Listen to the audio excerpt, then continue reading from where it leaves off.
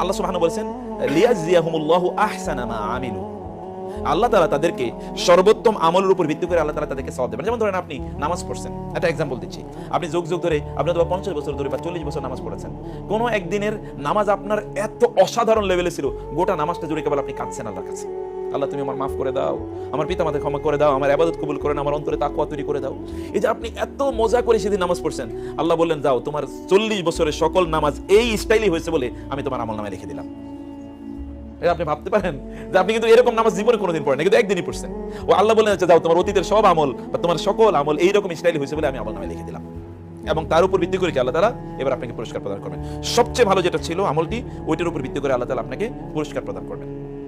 এইভাবে আল্লাহ সুবহানাহু ওয়া তাআলা একদল লোককে আল্লাহ সুবহানাহু ওয়া তাআলা এইরকম তাকে আপনার প্রতিদান প্রদান করবেন। আর অন্যদিকে ওয়াল্লাযী ক্বালা লিওয়ালিদাইহি, এবার বাকি ঘটনা আপনাদেরকে বলছি। আরেক দল সন্তানদের কথা, এদের বয়স কিন্তু ওই যে একদিকে 40 বছর হয়েছে, তার চরিত্র কেমন। আর ওয়াল্লাযী ক্বালা লিওয়ালিদাইহি উফিল লাকুমা, আরেক সন্তান, এক গ্রুপ সন্তান আছে, তারা বাবা মাকে বলে উফিল লাকুমা, আরে তুমি আসো সারাদিন খালি নামাজ রোজা ইবাদত আকীদা এগুলো নিয়ে থাকো, আমগো কি একটু আনন্দ ফুর্তি করা লাগবে না? এরকম একদল বাচ্চা আছে, তোমরা খালি তোমাদের কাছে জ্ঞান এগুলো করে না, তো এই জন্য এখন মার কাছে যারা, মার কাছে কেন জানা, খালি মার কাছে গেলেই কেবল নামাজের কথা বলে, মার কাছে গেলেই কেবল কি আমার হিজাবের কথা বলে, কেবল দিনের কথা বলে, কেবল কোরআন পড়লা না কেন, কেন তুমি ইবাদত করলা না, কেন তুমি নামাজ সময় মতো পড়লা না, কেন তুমি সিনেমা দেখতেছো, কেন তুমি মোবাইল নিয়ে থাকো। এই যে এরকম হচ্ছে একদল সন্তান। এই দল সন্তানের মাথা পিতা মাতাদের কাছে সবচেয়ে কি খারাপ। বন্ধুদের সাথে আড্ডা দিতে চাইলে, আড্ডা দিতে পারলে দিনের পর দিন আড্ডা দেবে, মোবাইল দিনের পর দিন সে চালাবে, টেলিভিশন দিনের পর দিন দেখবে, আপনার কি বলে খেলা দিনের পর দিন, বই গল্পের নাটকের উপন্যাস ইত্যাদি দিনের পর দিন করবে, কিন্তু নামাজের কথা বলেছেন মেজাজ এত খারাপ, মারে আমার একেবারে সহ্য হবে না। দেখবেন অনেক বাচ্চারা মাকে সহ্য করতে পারে না, অথবা বাবারে সহ্য করতে পারে না, দোয়া করে আল্লাহ বাবা যেন আজকে বাসায় না আসে। কেন? কারণ বাবা আসলে আজকে কি টেলিভিশন দেখছি কিনা, আমি তাইলে আজকে আর এই সিনেমাটা দেখতে পারবো, অথবা আজকে আর এটা দেখতে পারবো। আল্লাহ মা যেন কি একটু দূরে থাকে, মার এই জ্ঞানটা তুমি বন্ধ করে দাও। বন্ধুদের সাথে, বেস্ট ফ্রেন্ডদের সাথে তার সময় কাটাতে মনে চায়। বেস্ট ফ্রেন্ড বলতে কি, আপনি যারা খুবই অপছন্দ করেন, এরকম একটা মেয়ের সাথে অথবা এরকম একটা ছেলের সাথে তার বন্ধুত্ব হয়েছে, মানে মেয়ে ফ্রেন্ড, মেয়েদের মেয়ে ফ্রেন্ড, ছেলেদের এমন একটা ছেলের সাথে আপনার ছেলে ঘুরে, ওর ছেলেরা আপনার পছন্দ হয় না, কারণ ও কি তার চুল রাখার স্টাইল ভালো না, ওর জামা কাপড় পরার স্টাইল ভালো না, ওর কথাবার্তার স্টাইল ভালো না, ওর মধ্যে খারাপ অভ্যাস আছে। অথবা এমন একটা মেয়ের সাথে আপনার মেয়ের বন্ধুত্ব, যে মেয়েটার মধ্যে কি উগ্রতা আছে, বাবা মার সাথে ঠিক মতো কথাবার্তা বলে না, সবসময় রাগারাগি করে, কেমন যেন থাকে, টয়লেটে গিয়ে আধা ঘন্টা 1 ঘন্টা 2 ঘন্টা কাটায়, মানে এরকম তার চরিত্র, কিন্তু ওর সাথে তার বন্ধুত্ব আপনি এটা পছন্দ করছেন না। আর আপনি যখনই তাকে দিনের কথা বলেন, তখনই আপনাকে আর পছন্দ না, আপনার সাথে কথা বলতে করে দেয়, ঠিক মতো খায় না, খালি শুয়ে থাকে, অথবা কি সে বান্ধবীর সাথে গল্প করতে ফোন একটা ধরলে 2 ঘন্টা পর্যন্ত আর কথা ছাড়ে না। এরকম এক ধরনের সন্তান আছে। এদের আল্লাহ তাআলা বলছেন ওয়াল্লাযী ক্বালা লিওয়ালিদাইহি উফিল লাকুমা আতাইদানিনি আন উখরাজা ওয়া কাদ খালাতিল কুরুন মিন ক্বাবলি, তুমি আমারে কেবল জাহান্নামের কথা বলো, আখিরাতের কথা বলো, আর কি আমগো কি ফুর্তি না একটু, আমাকে একটু, আর তোমাদের বয়স যখন হবে তখন নামাজ পড়বো নি, তুমি তো এখন বুড়ো হয়ে গেছো, তোমার তো এখন আর কোনো কাম নাই, আমাদের এখন বয়স আছে, আমাদের এখন যৌবন, আমরা একটু আনন্দ ফুর্তি করবো না, ফ্যাশন করবো না। এটা একদল সন্তান, এগুলো তারা বলে বলে বেড়ায়। এবং মা বাবা কি বলে উফিল লাকুমা, উফিল লাকুমা মানে তোমার ধ্বংস হোক, ব্যাপারটা এরকম না, চুপ তুমি এত কথা বলেন, একটা দুধ থুরি, আচ্ছা আজকে ভাতই খামো না, আপনি তো ভাত দিয়েছেন, বাবা নামাজটা পড়ছিল আজকে ভাতই খামো না, যা এই সময়টা নামাজের কথা বলার কথা, একটু ভাত খাইতে চাইছিলাম সারাটা দিন পরে। আছে কিনা এরকম সন্তান? দেখবেন চারিদিকে এরকম কিন্তু আছে, আপনাদের হয়তো নাই, কিন্তু আমাদের কাছে এরকম অনেক সংবাদ আছে। আজকে খাবোই না, এরপর রাগ করে শুয়ে গেছে, কেন? একটাই কারণ, আপনি কেন তার নামাজের কথা বলেন, কেন কোরআনের কথা বলেন, কেন তাকে হিজাবের কথা বলেন, কেন তাকে দিনের কথা বলেন, কেন তাকে কোরআন পড়ার কথা বলেন, কেন তাকে হাদিসের কথা বলেন, কেন তাকে আপনি আলেমদের একটু দিনের কথাবার্তা শুনুক এগুলো, অথবা কেন তাকে আপনি মসজিদে জুমায় একটু আগে যেতে বললেন, ইত্যকার এগুলো তার প্রবলেম। আতাইদানিনি, তুমি কি আমাকে বলছেন আন উখরাজা, আই উইল বি রিসারেক্টেড ব্যাক, আমাকে আবার আল্লাহ পুনরুত্থিত করবেন, ওয়াকাদ খালাতিল কুরুন মিন ক্বাবলি, এর আগে কত মানুষ শেষ হয়ে গেছে, কই কোন খবর আছে নাকি? ইউরোপ আমেরিকাতে আমার অনেক স্টুডেন্ট আছে, শত শত, এবং এদের যেই স্টোরি শুনি এগুলো মাঝে মাঝে গা শিহরিত হয়ে ওঠার মতো। আর বাংলাদেশে তো আছে, বাংলাদেশে তো আপনাদের চোখের সামনে সব কিছু, ওইখানকার অবস্থা হলো যে অথবা বাবা মা কোনো একটা সন্তানকে শাসন করেছে, এই সন্তানটা 999 ফোন করে বলছে যে পুলিশের খবর দিয়েছে, অলরেডি পুলিশের পিতা মাতারে নিয়ে গেছে, এরকম শত শত ঘটনা ঘটছে, পুলিশের বাবা মারে ধরে নিয়ে গেছে, এবং এখন সে তার নিজের মতো করে চলতে পারছে, তাকে এখন বলার মতো কেউ না। ওয়াহুমা ইয়াস্তাগে ইসানে, আর আপনি তখন আহারে তাহাজ্জুদের মধ্যে পড়ে নামাজ পড়ে, আল্লাহ তুমি আমার ছেলেটারে সৎ পথে আনো, আমার মেয়েটারে তুমি হেদায়েত দাও, আপনি তখন কাঁদতে থাকেন, কিন্তু এই কান্না এখন আর কোনো কাজে লাগতেছে না, কারণ অলরেডি কি আপনার বয়স 40 পার হয়ে অলরেডি আপনি অনেক বড় হয়ে গেছেন, আপনার বয়স এখন 45-50, এখন আপনার সন্তানের বয়স কি 18-20, এখন কেউ কথা শুনবে নাকি? কথা যখন শোনার কথা ছিল তখন তো শোনার নাই। ওই যে বলছি 40 বছর বয়সে আবু বকর যেটা করেছেন, সেই বয়সে তিনি তাই নিজে বাবা মার প্রতি তিনি উত্তম আচরণ করেছেন, বাবা মার সাথে তার আচরণের লেভেলটা দেখেন, তিনি আচরণ কি করেছেন? সন্তানের জন্য আল্লাহর কাছে দোয়া করেছেন। জানা আয়েশা রাদিয়াল্লাহু তাআলা, ফাতেমা রাদিয়াল্লাহু, মানে কি বলে, আসমা বিনতে আবি বকর, আয়েশা বিনতে আবি বকর, তারা ইসলাম গ্রহণ করেছেন। আব্দুর রহমান ইসলাম গ্রহণ করেনি বটে, তিনি পরে ইসলাম গ্রহণ করেন। তিনি সবচেয়ে বড় ছিলেন, কারণ তার বয়স কিন্তু 18 বেশি হয়ে গেছে। আর এরা কিন্তু ছোট, এরা অলরেডি দিন গ্রহণ করার পর্যায়ে তারা ছিল। তিনি তাদেরকে দিনের পথে নিয়ে আসতে পেরেছেন। এখন আপনি এখন কি ওহুম ইয়াস্তাগিসুনিল্লাহ, এখন আপনি কেবল কাঁদেন, কেবল আপনি মাঝে মাঝে উমরা করতে আসেন বা হজ করতে আসেন, কি জন্য? আল্লাহ আমার সন্তানটারে, আল্লাহ ওরে একটু তুমি দিন দাও, ওর একটু তুমি দিন দাও, কিন্তু ওর মধ্যে কোনো কি কোনো আসর পড়তেছে না, কোনো প্রভাব পড়তেছে না। এখন কারণ যেই বয়সে চলে এসছে, এই বয়সে তার মধ্যে প্রভাব পড়ার কোনো অবস্থা নাই। ওয়াইলাকে আমেন, তখন আপনি তাকে বলেন তোর ধ্বংস হোক, তুই মর, তোর দিকে আমি তাকাইতে চাই না। আপনি হয়তো তখন খুবই রাগান্বিত তার উপর, তোর চেহারা আমি দেখতে চাই না, তোর মতো সন্তান জন্ম দিয়ে আমি ভুল করছি, আছে কিনা এরকম? তোর মতো সন্তান আমি জন্ম দিয়ে ভুল করছি, তোর কারণে আমার জাহান্নামে যাওয়া লাগবে। আমি যে আল্লাহর কাছে কি জবাব দেবো? হায় হায় কি ভুল করছিলাম, ছোটবেলায় কেন তোরে আমি পেটে ধরছিলাম, অথবা ছোটবেলায় কেন তোরে আমি ওই জায়গায় পড়াইছিলাম, ভাই এখানে না পড়াইলে ভালো হইতো, আহারে আমার জীবনটা শেষ হয়ে গেল, আমি এত কষ্ট করলাম, এই পোলাপাইনের জন্য এত কষ্ট করলাম। আপনি কিন্তু এগুলো বলে আক্ষেপ করছেন। আল্লাহ আল্লাহ বাঁচাও, আল্লাহ আমায় রক্ষা করো, আপনি বলছেন। নামাজে গিয়ে দান সাদাকা করতেছেন, অথবা এখন আপনি কি দান সাদাকা করেন প্রতিদিন পোলাপাইনের জন্য, আল্লাহ ওদেরকে তারপর তুমি দিনে পাঠান, কিন্তু কি it is already over, time is already over, সময় শেষ। আমিন, তুমি ইসলাম গ্রহণ করো, তুমি আল্লাহর প্রতি ঈমান আনো। ইন্না ওয়াদাল্লাহি হাক্কুন ফায়াকুলু মা হাদা ইল্লা আসাতিউল আউয়ালিন। ও তখন এগুলো কিছু বলে না, আপনি যতই বলেন না কেন, আপনি যতই কাঁদেন, আপনি তার সামনেও আল্লাহর কাছে কাঁদতেছেন, কোরআন পড়তেছেন, আগের চেয়ে ইবাদত বাড়িয়ে দিচ্ছেন, আলেমদেরকে বাসায় হতে ডাকেন, অথবা আপনি নিজেও কি দিনদারি আগের চেয়ে অনেক বাড়িয়ে দিচ্ছেন, আপনার ঘরটাকে ইসলামিক করতে চান। ওই পোলাপাইন এগুলো দিকে বলে এগুলো সেকেলে যুগের মানুষ, এরা করুক, আমরা আমাদের যুগে আছি। আপনি হয়তো কি করছেন, একবার এক বুড়ারে দেখা গেল বাসায় গিয়ে, মানে মসজিদে সকাল থেকে গিয়ে একেবারে রাত পর্যন্ত মসজিদে। তো একজন জিজ্ঞেস করছে কি ব্যাপার, আপনি সকাল থেকে রাত পর্যন্ত মসজিদে? বলে আমার মেয়ের আজকে বিয়ে হইতেছে, তো এই জন্য আমি বাসা যাচ্ছি না। বলে মেয়ের বিয়ে হচ্ছে, আপনি বাসা যাচ্ছেন না কেন? বলে ওইখানে আজকে ড্যান্স পার্টির আয়োজন করছে, জন্য আমি বাসা যাইতেছি না। কিন্তু মসজিদে আর মেয়ের ওইখানে ড্যান্স পার্টির আয়োজন করছে বিয়ের আসলে। এরকম বহু দিনদার লোককে দেখবেন, মহিলা আছে, পুরুষ আছে। আমি বহু মহিলাদেরকে অনেক দেখি, অনেক বোনরা তারা হিজাব পরে আছেন, তার মেয়েটার বয়স 18, মেয়ের জামা কাপড় যেভাবে গেছে ওদিকে তাকাইলে ইমান কি অলরেডি অন্যদিকে ইমান দৌড় দেয়, মানে তার দিকে তাকাইলে এরকম জামা কাপড় মেয়েরা যাচ্ছে, আর ওই যে উনি কিন্তু অথবা তার বয়স 50, উনি একেবারে হেজাব পড়ে, ওনার হেজাব পড়লেই কি আর না করলে তাদের কেউ তাকাবেও না, যার দিকে তাকাবে ওরে কি অর্ধ উলঙ্গ করে নিয়ে যাচ্ছে। সমাজ এমন একটা জায়গায় আমরা গিয়ে দাঁড়িয়েছি। তো এমনও হয়, কিন্তু এটা কেন হয়ে গেছে? মূল প্রবলেমটা কখন তৈরি হয়েছে? ছোটবেলায়।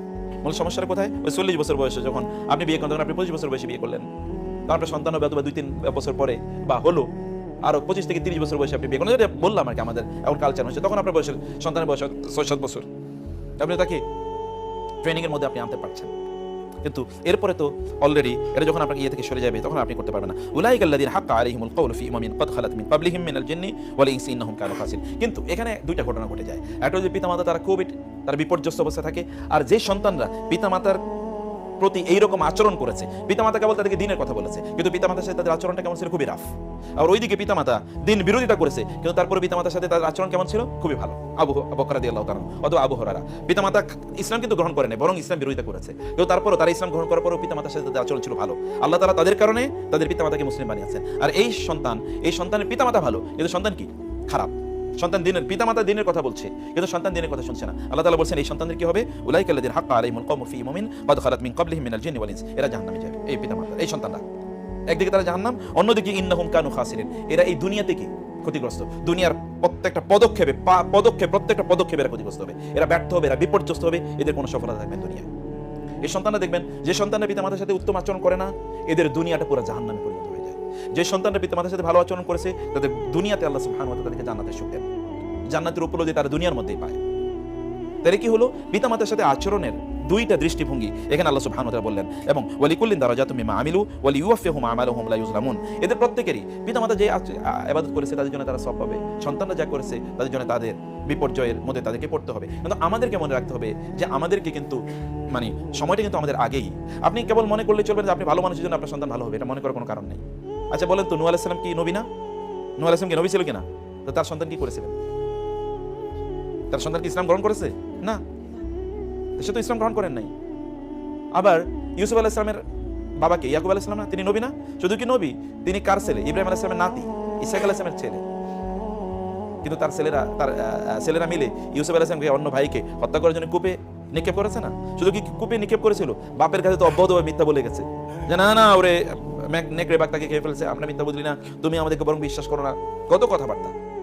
আবার দেখেন নবীর বাপের কাছে কিন্তু এরা বড় হচ্ছে, আর ইউসুফ আলাইহিস সালাম বড় হইতেছেন কোথায়? ওই আজিজের স্ত্রী, মানে মিশরের গভর্নরের স্ত্রীর ঘরে তিনি বড় হচ্ছেন, আবার কারাগারে গিয়ে বড় হচ্ছেন। তাদের একটা খারাপ, কারাগারে গেলে বাংলাদেশের কারাগারের অবস্থা, কেউ যদি একবার কারাগারে যায় তাহলে আগে ছিল চোর, এখন কি মহা ডাকাইত হয়ে বাইরে হয়। মানে আগে চোর ছিল, এখন ডাকাত। আগে হয়তো মানুষের সাথে খারাপ আচরণ করতো, এখন এখান থেকে বের হওয়ার পরে মানুষের গুলি করে মারে, তাই না? কারণ কারাগারে কি খুব খারাপ লোকজনের সাথে থাকে, ওর মধ্যে খারাপ চরিত্র তৈরি হয়। কিন্তু ইউসুফ আলাইহিস সালাম কারাগারে গিয়ে কি করছে? তিনি আরো ভালো মানুষ। তিনি কিন্তু কারাগারে এরকমও না যে তার ওইখানে চরিত্র একটু খারাপ হয়েছে। তাহলে তিনি ছিলেন কোথায়? একটা টাফ এনভায়রনমেন্টে, কিন্তু তিনি ছিলেন ভালো। আর এটা তো নবীর কাছেই ছিল, তারা কিন্তু ভালো হয় নাই। আর ইব্রাহিম আলাইহিস সালামের বাবা কি ছিলেন? মূর্তি পূজক। শুধু তা না, মূর্তি পূজকের মন্ত্রী ছিলেন তিনি। তার ঘরে কে জন্ম নিয়েছে? ইব্রাহিম আলাইহিস সালাম কে? আবুল আম্বিয়া। ইব্রাহিমের জন্মের পর, ইব্রাহিম নবী হওয়ার পর থেকে আর কোন নবী ইব্রাহিমের বংশের বাইরে আসে না। সব নবী ইব্রাহিম আলাইহিস সালামের বংশের, হয় তার ছেলে অথবা তার নাতি অথবা তার নাতির নাতি, তার বংশে, তার ব্লাডে এসে। কি মর্যাদা আল্লাহ তাআলা তাকে দিয়েছেন। অথচ তার বাবা কে ছিলেন? মূর্তি পূজক, এবং তাকে করছেন, তেজ্য পুত্র করেছেন। আমাদের যেটা বলে তেজ্য করেছেন। কোরআনে আছে সূরা মারিয়ামে যে তুমি লা আরজুমান্নাকা ওয়াহজুরনি মালিয়া, আমি তোমাকে পাথর মেরে হত্যা করব অথবা দূরে সরে যাও আমার কাছ থেকে, গেট আউট। মন্ত্রী চলে গেছেন। অতএব সবসময় মনে করার কোনো কারণে আপনি খুবই ভালো মানুষ, আপনার সন্তানরা ভালো হবে। আবার এটা মনে করার কারণে আমি খুবই খারাপ, এই জন্য আমার পোলাপাইনও খারাপ হবে, এটা মনে করার কারণে আল্লাহ সুবহানাহু ওয়া তাআলা আলটিমেট ডিসাইডার যে কি হবে না হবে। কিন্তু আপনার দায়িত্বটা আপনাকে পালন করতে হবে। কি কারণে?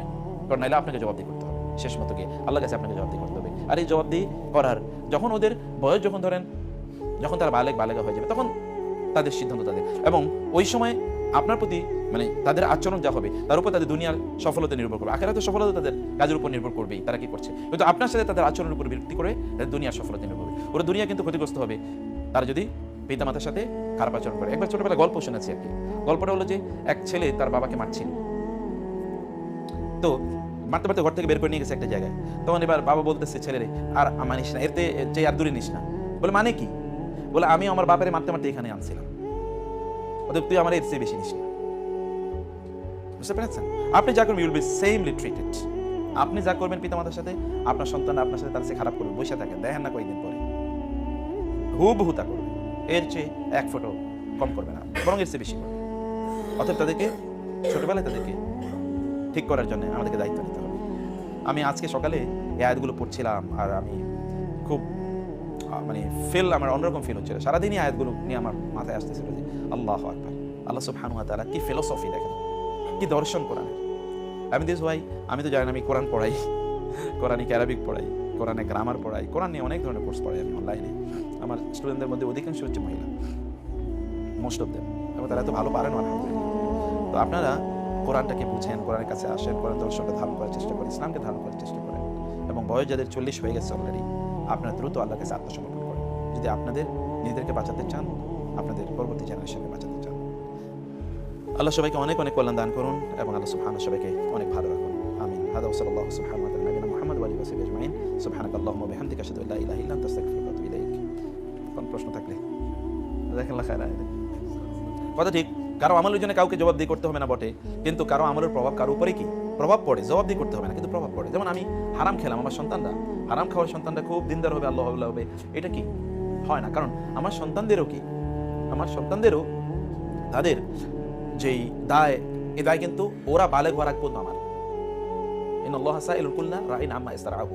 ওরা যখন বালেগ হয়ে যাবে তখন আর তাদের ব্যাপারে আমাকে জবাবদিহি করতে হবে না, কিন্তু এর আগের ব্যাপারে আমাকে জবাবদিহি করতে হবে। তো এর আগে আমি তাকে কি শিক্ষা দিচ্ছি? হিন্দুর ঘরে কেন হিন্দু হয়? হিন্দুর সন্তানরা মুসলমান কেন হলো না? খ্রিস্টানের সন্তানরা কেন মুসলমান হলো না? কারণ বাবা মা তাকে কি ওই শেখায় নাই, তাকে দিন শেখায় নাই। আমরা তো ফরচুনেটলি মুসলমান। যদি চয়েস করতে দেওয়া হয়তো আমাদেরকে, কেউ যদি হিন্দুর ঘরে জন্ম নিত, কয়জন মুসলমান হইতাম বলেন তো? সম্ভাবনা আছে? আমি তো 0% দেখি, কারণ ইসলাম সম্পর্কে আমাদের কোনো জ্ঞান নাই। তো আমরা তো জানি না মুসলমান না, আমরা কি, আমরা বংশ পরম্পরায় আমরা মুসলমান। জি স্যার। এই যে সন্তান যদি নাবালেগ অবস্থায়, তাহলে তো ওই সন্তানের পরবর্তী গুণাবলী কি পিতামাতা সাইয়াতে জারিয়া শেখালো না তো। অতএব তারা যত খারাপ কাজ করবে সব কাজের দায় সন্তানদের পিতামাতাকে নিতে হবে। এই পর্যায়ে সংখ্যা মানে কয়জন দিন না হলে তো আর সবাই এটা। জি জি জি, যেমন সাদকায়ে জারিয়া আছে তেমন কি সাইয়াতে জারিয়া আছে। যেমন ধরেন কেউ কি করলো, একটা ওই যে কোরআনে আছে আদম আলাইহিস সালামের 2 সন্তান, এক সন্তান কি আরেক সন্তানকে হত্যা করছে না? কাবিল হত্যা করছে কাকে? হাবিলকে। কাবিল হত্যা করছে হাবিলকে। কাবিল হলো কাতেল, হত্যাকারী, হাবিলকে হত্যা করছে। এরপর আল্লাহ তাআলা কোরআনে বলেছেন এই কাবিলের জন্য বনি আদম সন্তান কিয়ামত পর্যন্ত যত মানুষ হত্যা হবে, সকল মানুষকে হত্যা করে সব মানুষ যত গুনার মালিক হয়েছে, ওই কাবিল একাই ততটুকু গুনার মালিক হবে। কারণ কি? সাইয়াতে জারিয়া, এটা সাইয়াতে জারিয়া। ফলে ধরেন আমি একটা খারাপ কাজ শুরু করছি, যেমন ধরেন আপনি বাসায় সিনেমা দেখা শুরু করলেন, এখন ছেলেমেয়েরাও সিনেমা দেখা শুরু করছে, অতএব ওরা যদি 1000 বছর সিনেমা দেখে 1000 বছর যত গুণ হবে ওদের, আপনার 71 গুণ হবে, কারণ আপনি তো সিনেমা দেখা শুরু করছেন আগে। জি জি জি জি জি জি জি জি মা কদ্দামা তো আখার, জি। কারণ আমরা তো কোরআনে সূরা ইয়াসিন আছে, মা কদ্দামু ওয়া নাকতুবু মা কদ্দামু ওয়া আসারাহুম, আমরা লিখে রাখি তারা যা আমল করছে নিজেরা এবং তাদের প্রভাবে যে আমলগুলো অন্যরাও করে যায়, এগুলো সব আমি লিখে রাখতেছি। অথবা আপনি যেমন আপনার বাচ্চাকে সূরা ফাতিহা শিখাইলেন, ও যতদিন পর্যন্ত সূরা ফাতিহা পড়বে, ও যতটুকু সওয়াব পাবে আপনি ততটুকু সওয়াব পাবেন।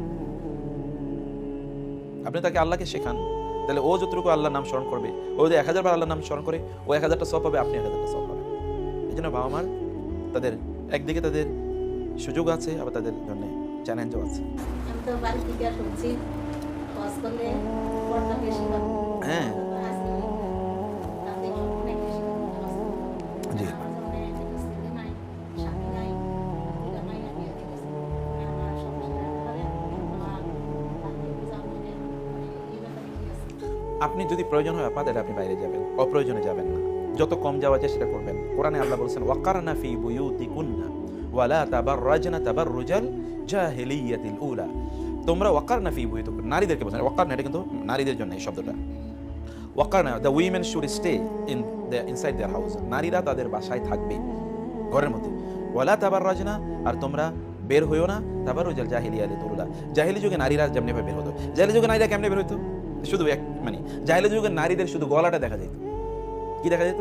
শুধু গলা, হাতও না পাও না, শুধু গলাটা, এখানে চেইন যেখানে দেয় না এটা দেখা যেত। এটাকে আল্লাহ তাআলা বলছে জাহিলিয়াত। তাহলে আমাদের যুগের মহিলাদেরকে কি বলতো? এখন কোরআনের আয়াত নাজিল হলে কি বলতো এটা শব্দটা বলেন তো? শুধু গলা দেখা যেত, এটা বলে জাহিলিয়াত। আর এখন তো সবই দেখা যায়, তাহলে এখন এটা কি বলা উচিত? সে কারণে যেটা করতে হবে তা হলো যে আপনি অপ্রয়োজনে বের হবেন না, যতটুকু প্রয়োজন ততটুকু বের হবেন। কথা বলবেন, অপ্রয়োজনীয় কথা বলবেন না কারোর সাথে।